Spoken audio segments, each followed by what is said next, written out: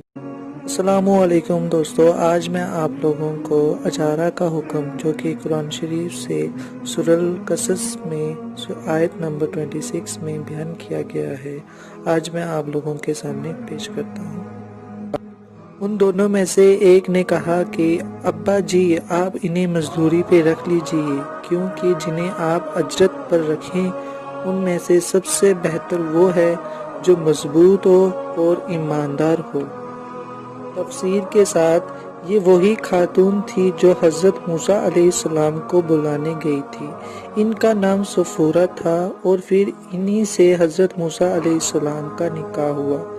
گھر میں ایک ایسے مرد کی ضرورت تھی جو گھر کے باہر کے کاموں کی دیکھ بھال کرے اور عورتوں کو بکریاں چرانے اور انہیں پانی پلانے کی ضرورت نہ پڑے۔ اس لیے انہوں نے یہ تجویز پیش کی کہ آپ انہی سے اس کا کام رکھ لیں اور اس کی باقاعدہ اجرت طے کریں۔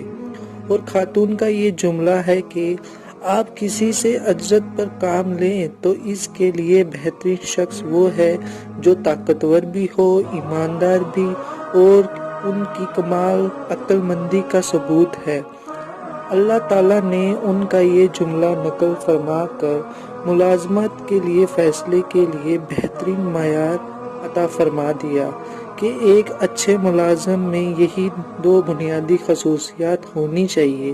ایک یہ کہ جو فرائض اس کے سپرد کیے گئے ہیں وہ ان کے بجلانے کی جسمانی اور ذہنی طاقت رکھتا ہو، اور دوسرے یہ کہ ایماندار ہو۔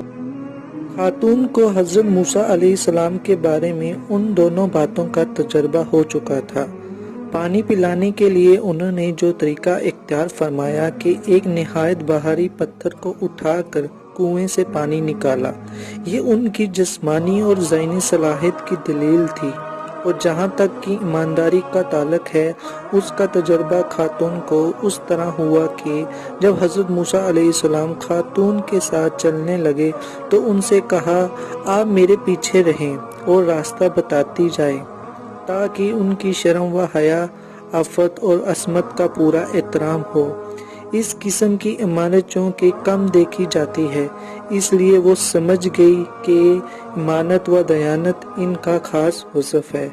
آپ کو میری ویڈیو اچھی لگی تو پلیز شیئر کیجیے اور آگے پہنچائے۔ جزاک اللہ۔